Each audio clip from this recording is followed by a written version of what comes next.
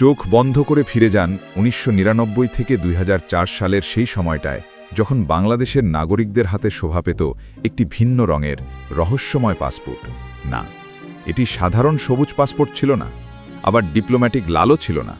এটি ছিল ব্রাউন কালারের এক বিশেষ পাসপোর্ট। এই বিশেষ পাসপোর্ট কেন তৈরি হলো, কাদের জন্য তৈরি হলো, আর আজকের দিনেও কেন এই পাসপোর্টকে ঘিরে এত আলোচনা? আজ আমরা দ্য রিভিল মাস্টারে উন্মোচন করব এই ব্রাউন স্পেশাল পাসপোর্টের আসল রহস্য, যা অধিকাংশ মানুষই জানে না। এটি শুধু একটি ট্র্যাভেল ডকুমেন্ট ছিল না, এটি ছিল একটি ঐতিহাসিক প্রয়োজনীয়তার প্রতীক।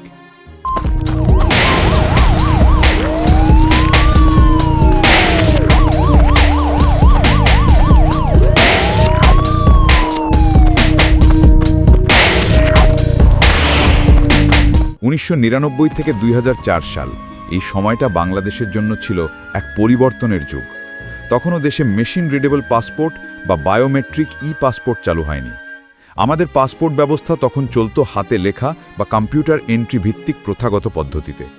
বৈশ্বিক সীমান্ত সুরক্ষায় যখন ডিজিটাল প্রযুক্তির প্রয়োজনীয়তা অনুভূত হচ্ছিল, তখন এই তুলনামূলকভাবে স্বল্প নিরাপত্তা বৈশিষ্ট্যযুক্ত হাতে লেখা নথিগুলির জালিয়াতি এবং তথ্যের অপব্যবহারের ঝুঁকি কমাতে সরকার প্রায়শই আঞ্চলিক বা সীমিত ভ্রমণের জন্য বিশেষ ধরনের ভ্রমণনথি চালু করত।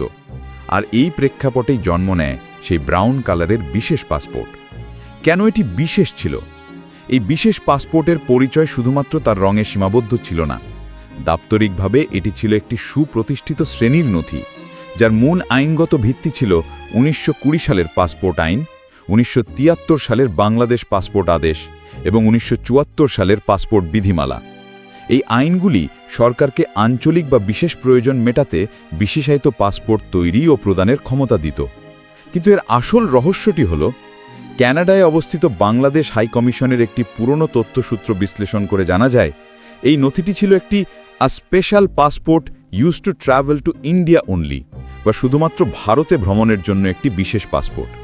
অর্থাৎ এটি সাধারণ সবুজ পাসপোর্টের মতো সব দেশের জন্য ব্যবহার করা যেত না। এর স্বাতন্ত্র্য ছিল এর ভ্রমণ সীমাবদ্ধতায়। এই পাসপোর্ট হাতে নিয়ে হাজার হাজার শ্রমজীবী মানুষ বা ঘন ঘন ভ্রমণকারী সীমান্ত অঞ্চলের বাসিন্দারা ভারতে যেতেন। এর প্রধান কারণ ছিল এই বিশেষ নথিটি আঞ্চলিক গতিশীলতাকে সহজ করত এবং সাধারণ আন্তর্জাতিক পাসপোর্টের প্রক্রিয়াকরণের চাপ কমাত। এটি ছিল ভারত এবং বাংলাদেশের মধ্যে দ্বিপাক্ষিক সমঝোতার ফসল, যা আঞ্চলিক গতিশীলতা নিশ্চিত করত।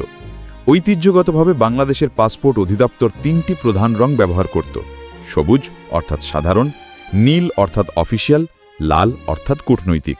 তাহলে এই বাদামি রং কেন? এই রঙের পেছনে দুটি শক্তিশালী কারণ থাকতে পারে।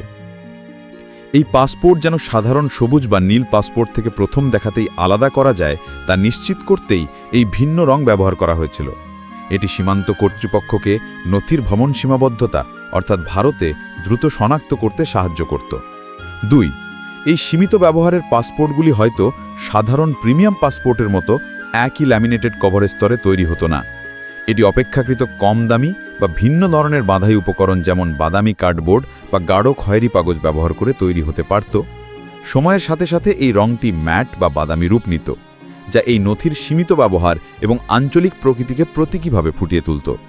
এই পাসপোর্টটি ছিল সেই সময়ের এক নীরব দলিল, যেখানে আমাদের দেশের শ্রমজীবী মানুষের আত্মত্যাগ এবং সংগ্রাম ও আঞ্চলিক গতিশীলতার কাহিনী লেখা আছে। ২০০৪ সালের পরেই ব্রাউন স্পেশাল পাসপোর্টের ব্যবহার ধীরে ধীরে বিলুপ্ত হয়ে যায়। এর মূল কারণ ছিল প্রযুক্তিগত আধুনিকীকরণ এবং আন্তর্জাতিক প্রমিতকরণের প্রয়োজনীয়তা। ২০১০ সালের ১ এপ্রিল থেকে যখন বাংলাদেশ মেশিন রিডেবল পাসপোর্ট বা MRP প্রবর্তন করে, তখন আন্তর্জাতিক নাগরিক বিমান চলাচল সংস্থার AICAOর নির্ধারিত মান অনুযায়ী সকল ভ্রমণ নথিকে প্রমিতকরণের দাবি ওঠে। এই প্রমিতকরণের প্রক্রিয়ায় হাতে লেখা বা সীমিত ব্যবহারের আঞ্চলিক নথিপত্র অপ্রচলিত হয়ে যায়। যেহেতু MRP বা পরবর্তীকালে পাসপোর্টের ব্রোশরে এই বিশেষ পাসপোর্টের আর কোনো উল্লেখ পাওয়া যায়নি, তাই ওটি স্পষ্ট যে আঞ্চলিক সুবিধার চেয়ে আন্তর্জাতিক নিরাপত্তা এবং ICAOর মানদণ্ডকে প্রাধান্য দেওয়ায় এই ব্রাউন বিশেষ পাসপোর্টটি প্রাতিষ্ঠানিকভাবে বিলুপ্ত হয়ে যায়। এর ধারকরা তখন নতুন উচ্চ নিরাপত্তা সাধারণ আন্তর্জাতিক পাসপোর্ট নিতে বাধ্য হন। আজ হয়তো এই ব্রাউন পাসপোর্ট আর দেখা যায় না, কিন্তু এর গল্পগুলো আজও জীবন্ত। এটি ছিল এক বিশেষ সময়ের, এক বিশেষ প্রয়োজনীয়তার। দ্য রিভিল মাস্টারের আজকের এই পর্বে আমরা শুধু একটি পাসপোর্টের রং পরিবর্তন দেখিনি, দেখেছি কিভাবে একটি ডকুমেন্ট তার ব্যবহারকারীদের আশা, স্বপ্ন এবং দেশের অর্থনীতির সাথে ওতপ্রোতভাবে জড়িয়ে আছে। এই ব্রাউন স্পেশাল পাসপোর্ট সম্পর্কে আপনার কোনো স্মৃতি আছে কি? আপনি কি কখনোই পাসপোর্ট দেখেছেন বা ব্যবহার করেছেন? কমেন্ট বক্সে আপনার অভিজ্ঞতা লিখে আমাদের জানান। দ্য রিভিল মাস্টারের আরও এমন রহস্য উন্মোচন দেখতে আমাদের চ্যানেলটি সাবস্ক্রাইব করুন এবং বেল আইকনটি বাজিয়ে দিন। ধন্যবাদ।